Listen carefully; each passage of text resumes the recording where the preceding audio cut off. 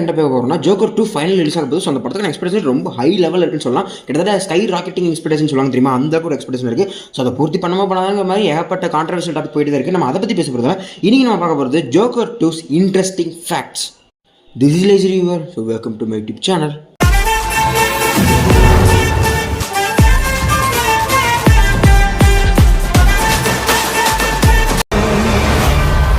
I got the sneaking suspicion that we're not giving the people what they want. Interesting facts சொல்ல சமயத்தில் இந்த படத்தோட release டேட்லேயே ஒரு மிகப்பெரிய இன்ட்ரெஸ்டிங் ஃபேக்ட்ஸ் அண்ட் கோஇன்சிடென்ஸ் இருக்குன்னு சொல்லலாம். ஸோ ஜோக்கர் 2 இப்போ ஜோக்கர் 2 ரிலீஸ் ஆக டேட் பார்த்தீங்கன்னா October 2, 2024 தான் ஒரு ரிலீஸ் டேட்டாக வச்சிருக்காங்க. அண்ட் ஜோக்கர் 1 ரிலீஸ் டேட் ஞாபகம் இருக்கா? 2019 October 2 தான் ஜோக்கர் 1 ரிலீஸ் ஆச்சு. ஸோ லிட்டர் சொல்லணும்னா ஜோக்கர் 1ஓட 5th year ஆனிவர்சரியாக ஜோக்கர் 2வே வருது அப்படிங்கிற மாதிரி சொல்லலாம். ஸோ ஒரு அன்எக்ஸ்பெக்டட் கோஇன்சிடென்ஸ் அண்ட் ரொம்ப இன்ட்ரெஸ்டிங்கான ஃபேக்டர் பண்ணுறதுனால அந்த லிஸ்ட்டில் சேர்த்துட்டேன். ரொம்ப நல்லா இருந்துச்சு. அதை தொடர்ந்து ஜோக்கர் 2ஓட அந்த டைட்டில் இருக்குது தெரியுமா, ஜோக்கர் ஃபோலியோ டேக்ஸ். தப்பாக இருந்தால் மன்னிச்சுக்கோங்க, எனக்கு ஃப்ரெண்ட்ஸ் தெரியாது. ஸோ அந்த டைட்டில் கார்லேயே உண்மையுமே நம்ம டாட் ஃபிலிப்ஸ் இறங்கி வேலை பார்த்துக்கன்னு சொல்லலாம். பிகாஸ் அந்த இதுக்கான எக்ஸ்பிளைன், அதாவது ஃபோலியோ டேக்ஸோட எக்ஸ்பிளேஷன் என்ன கேட்டிங்கன்னா ஷேர்டு மேட்னஸ், அதாவது ஃபோலியோ ஆஃப் 2 ஆர் மேட்னஸ் ஆஃப் 2ங்கிற மாதிரி சொல்லலாம். இது எதை எக்ஸ்பிளைன் பண்ணுதுன்னா ஒரு சைக்காட்ரிக் டிசார்டர், அப்புறம் ஷேர்டு டிலூஷன் அப்படிங்கிற மாதிரி சொல்கிறாங்க. அது என்னன்னு கேட்டிங்கன்னா இந்த வேர்டு வந்து நம்ம ஜாக்கின் ஃபினிக்ஸோட ஜோக்கர் அண்ட் லேடி காகாவோட ஹேர்லி குயினோட அந்த மென்டல் ஸ்டேட் இருக்குது தெரியுமா, அது இந்த டேக்லைன் அப்படியே எக்ஸ்பிளைன் பண்ணுது. ஸோ இவங்க ரெண்டு பேரோட இந்த ஷேர்டு மேட்னஸ் தான் இந்த படத்தில் நம்ம பார்க்க போகிறோம்னு சொல்லி டைட்டிலே நம்ம டேரக்டர் கன்ஃபார்ம் பண்ணுறாரு. ஆனால் வந்து ஜாக்கின் ஃபினிக்ஸோட கேரியரில், அதாவது ஜோக்கர் அவருடைய, ஸோ அவரோட கெரியர்லேயே இதுதான் அவரோட ஃபர்ஸ்ட் சீக்குவலுங்கிற மாதிரி சொல்கிறாங்க. அது உண்மையுமே ஷாக்கிங்காக தான் இருந்துச்சு. பிகாஸ் இவர் ஒரு மிகப்பெரிய ஆக்டர் தான், ஃபர்ஸ்ட் சீக்குவலுங்கிறது ஓகே உண்மையுமே ஒரு ஷாக்கிங்காக தான் இருந்துச்சு. எனக்கு இந்த படம் வந்து June 7, 2023 தான் அனௌன்ஸ்மெண்ட் பண்ணப்பட்டுச்சு. எப்படின்னு கேட்டிங்கன்னா நம்ம டாட் ஃபிலிப்ஸ் அவரோட இன்ஸ்டாகிராம் போஸ்ட்டில் ஜாக்கின் ஃபினிக்ஸ் இந்த ஸ்க்ரீன் பிளே படிக்கிற மாதிரி போஸ்ட் போட்டது மட்டும் இல்லாமல் நம்ம கோ ரைட்டரை திரும்ப, அதாவது ஜோக்கர் 1ல் கோ ரைட்டரை வேலை பார்த்தா ஸ்காட் சில்வர் நான் திரும்ப இந்த படத்துக்கு கோ ரைட்டரை வரேன்னு சொல்கிறது மட்டும் இல்லாமல் அஃபிஷியல் அனௌன்ஸ்மெண்ட்டாகவும் அந்த போஸ்டர் அந்த ஃபோட்டோ விட்டுருப்பாரு. ஸோ June 7, 2022 இந்த படம் அஃபிஷியலி அனௌன்ஸ் பண்ணப்பட்டுச்சு. அதே மாதிரி இந்த படத்துக்கு ஒரு மேஜர் அட்வான்டேஜ் என்னன்னு கேட்டிங்கன்னா இந்த படம் தான் இந்த DC எல்ஸ்வர்ட் பேனர் கீழே வரக்கூடிய மொதல் படமாக ரிலீஸ் ஆகப்பட்டுச்சு. ஸோ DC எல்ஸ்வர்ட் பேனர் அப்படின்னா என்ன கேட்டிங்கன்னா 1991 DC காமிக்ஸால் உருவாக்கப்பட்ட ஒரு பேனர் தான் DC எல்ஸ்வர்ட்ங்கிறது. அது என்ன கேட்டிங்கன்னா இந்த ஸ்டோரிஸ்க்கு கேனான் இல்லாமல் ஆல்டர்னேட்டிவ் ரியாலிட்டிஸில் நடக்கக்கூடிய ஸ்டோரிஸ் இருக்கும் தெரியுமா, அதெல்லாம் தான் இந்த மாதிரி DC எல்ஸ்வர்ட்னு சொல்லுவாங்க. இப்போ நம்ம எப்படி மார்வலில் ஸ்பாட்லைட்னு சொல்லி ரிலீஸ் பண்ணுறாங்க, அந்த மாதிரி DC எல்ஸ்வர்ட் கீழே வந்த மொதல் படம் இதுதான். அது பெருமை ஜோக்கர் 1 and 2 தான் தெரியும். ஏன்னா அதை தொடர்ந்து இந்த படத்தில் லேடி காகா வரும்போது நிறைய பேருக்கு வந்து அந்த ஹேர்லி குயின் கேஸ்ட் பிடிக்காம இருந்திருக்கலாம். பட் இப்போ பார்த்தீங்கன்னா ஒன்றுமே ஒரு பெர்ஃபெக்ட் கேஸ்டிங் மாதிரி தான் தெரியுறாங்க. ஸ்டில் நாட் அப் டு நம்ம மார்கரெட் ராபி மாதிரி இல்லைனாலும் இவங்க வந்து அந்த லேடி காகா வந்து ஹேர்லி குயின் ஆகிறதுக்கு என்னென்ன பண்ணியிருக்காங்கன்னா கிட்டத்தட்ட அவங்க ஒரு மெத்தட் ஆக்டிங் தான் பெர்ஃபார்மன்ஸ் பண்ணுறா சொல்லியிருக்காங்க. ஸோ இந்த படத்தில் சினிமாட்டோகிராஃபராக ஒர்க் பண்ண நம்ம லாரன்ஸ் ஷேர் அவர் என்ன சொல்லியிருந்தாங்க ஒரு இன்டர்வியூவில், நான் வந்து இந்த செட்டில் லேடி காகாவை நான் பார்க்குறதே இல்லை. பிகாஸ் அவங்க வந்து ஒரு மெத்தட் எடிங் பண்ணுறதுனால அவங்க இருக்கிறவங்க எல்லாரையுமே தன்னை வந்து, அதாவது கேஸ்டில் இருக்கிற எல்லாரையுமே தன்னை வந்து லீன் தான் கூப்பிட சொல்லியிருந்தாங்க. அதை தாண்டி அந்த கேரக்டராகவே அவங்க வாழ்ற மாதிரி சொல்லியிருந்தாங்க. ஸோ மெத்தட் ரைட்டிங் மூலியமாக பண்ணுறதுனால என்னால் அந்த லேடி காகா கேரக்டரை பார்க்கவே முடியல, நான் பார்த்தது எல்லாமே ஹேர்லி குயின் தான் அப்படிங்கிற மாதிரி சொல்லியிருந்தாங்க.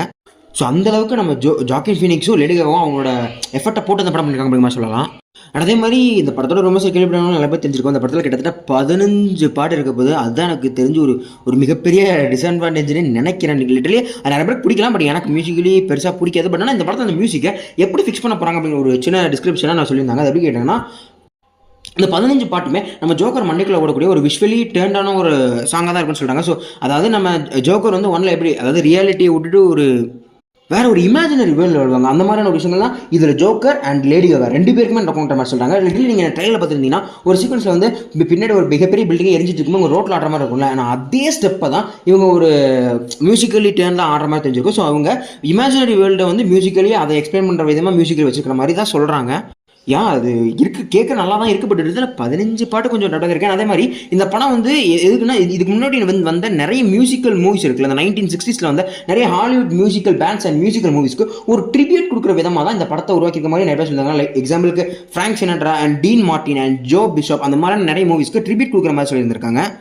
அதே மாதிரி இதோட ஃபர்ஸ்ட் டீசர் ரிலீஸ் ஆகிற சமயத்தில் அந்த டீசரில் ஒரு முக்கியமான கோட் ஒன்று சொல்லியிருப்பாங்க. அதை நான் டீசரோட பிரேக்ரவுண்ட்லேயே சொல்லியிருந்தேன், டைம்லாம் செக் பண்ணி பாருங்கள். இதுக்கு மேலே தேவைப்படாது, but we use music to make us whole அப்படிங்கிற மாதிரி சொல்லியிருப்பாங்க. இதை பற்றி நான் அந்த வீடியோவில் பேசிட்டு திரும்ப அதை சொல்கிறது என்னன்னு கேட்டிங்கன்னா, ஸோ இவர் வந்து ஆர்த்தர் வந்து ஒரு இடத்துல இம்ப்ரெஷன் பண்ணப்பட்டிருக்காங்க. அதாவது ஆர்த்தர்னா ஜோக்கர் தான். ஸோ அந்த ஜோக்கர் வந்து இம்ப்ரெஷன் பண்ணப்பட்டிருக்காருல, ஸோ அந்த இடத்துல இவரோட தெரப்பியாக ஒரு மியூசிக்கை யூஸ் பண்ணப்படலாம். ஸோ ஒரு மெடிக்கல் ரீஹாபிலேஷன் நம்ம வந்து இந்த மியூசிக்கை அவருக்கு கொடுக்கலாம் அப்படிங்கிற மாதிரி தான் இந்த வார்த்தைக்கு சொல்ல வரதை நான் அப்போ சொல்லியிருந்தேன். இப்போதைக்கு கிடைச்ச நிறைய ரிப்போர்ட்டுமே அதை தான் சொல்கிறாங்க. ஸோ இந்த படத்தில் எப்படி எக்ஸிக்யூட் பண்ணுறாங்கிறது படம் வந்ததுக்கப்புறம் சொல்கிறேன்.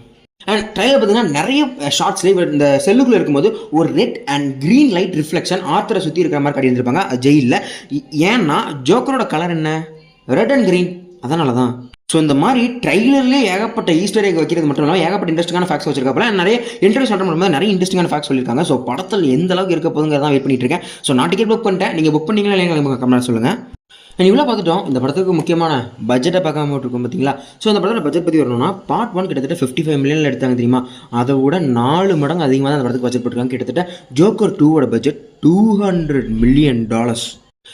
இதில் எங்கெல்லாம் போயிருக்குன்னா நம்ம ஜாக்கின் ஃபினிக்ஸ் மட்டுமே இந்த படத்தில் நடிக்கிறதுக்காக $20 மில்லியன் சேலரியாக அக்யூர் பண்ணியிருக்காரு. அண்ட் நம்ம லேடிக்காக 12 மில்லியனும் டாட் ஃபிலிப்ஸ் டேரக்டருக்கு 15 மில்லியனும் கொடுத்துருக்காங்க. ஸோ இவங்களே கிட்டத்தட்ட இந்த பார்ட் 1 பட்ஜெட் அப்படியே எடுத்துட்டாங்கன்னு சொல்லலாம் சேலரிங்கிற பேரில் எங்கள் 3 பேருக்கு மட்டும்.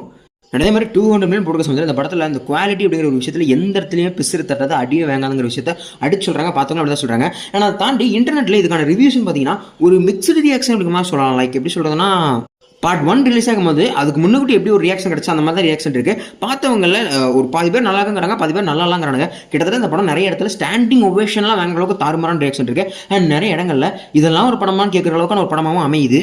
But I believe in dot Philips and I believe in joker. So எந்த ஒரு ரேட்டிங்ஸும் பார்க்காம நான் ஒரு பிளைண்ட் மைண்டடாக ஒரு ஓவர் ஹைப்டு மூவியாக தான் அந்த படத்தை நான் பார்க்க போகிறேன். நீங்கள் எந்த மைண்டில் இருக்கீங்க, எந்த அளவுக்கு ஹைப்பில் இருக்கீங்க அப்படின்னு கண்டிப்பாக சொல்லுங்கள். நீங்கள் எந்த தட்டில் பண்ணுவீங்க. ஜோக்கர் 1 கிட்டத்தட்ட 11 ஆஸ்கார் நாமினேட் செய்யப்பட்டு அதில் 2 ஆஸ்கார் ஜெயிச்சாங்க. ஒன்று வந்து பெஸ்ட் ஆக்டர் ஜாக்கின் ஃபீனிக்ஸ்க்கு நம்ம கிடச்சிது. அண்ட் செகண்ட் வந்து பெஸ்ட் ஒரிஜினல் ஸ்கோராக நம்ம ஹில்டர் கொடுத்துருந்தாங்க. ஸோ இந்த ஜோக்கர் 2 பற்றினா உங்களோட எக்ஸ்பிரஷன் கண்டிப்பாக கமெண்ட் சொல்லியிருப்பாங்க. அது உண்மையாக தான் இல்லைங்கிறத வெயிட் பண்ணி பார்க்கலாம். இதோட வீடியோ முடிச்சுக்கலாம்னு நினைக்கிறேன். ஸோ இந்த வீடியோவில் நான் ஏதாவது விட்டுருந்தாலும், அதாவது இன்ஃபர்மேஷன் விட்டுருந்தாலும் மிஸ் பண்ணியிருந்தாலும் கண்டிப்பாக நீங்கள் கமெண்ட் சொல்லுங்கள், எல்லாம் தெரிஞ்சுக்கிட்டேன். அதே மாதிரி இந்த வீடியோவில் நான் ஏதாவது மிஸ்லீட், அதாவது தப்பாக சொல்லியிருந்தேன்னா, இன்ஃபர்மேஷன் மிஸ்லீட் பண்ணியிருந்தேன்னா அதே கமெண்ட் சொல்லுங்கள். அண்ட் இந்த வீடியோ பற்றி ஏதாவது ஃப்ளாஸ் இருந்துச்சுன்னா, ஏதாவது குறைகள் ஏதாவது கமெண்ட் சொல்லுங்கள். நான் அடுத்த வீடியோவில் இந்த மாதிரியான கமெண்ட்ஸ் வச்சு தான் திருத்திக்க ட்ரை பண்ணுறேன்.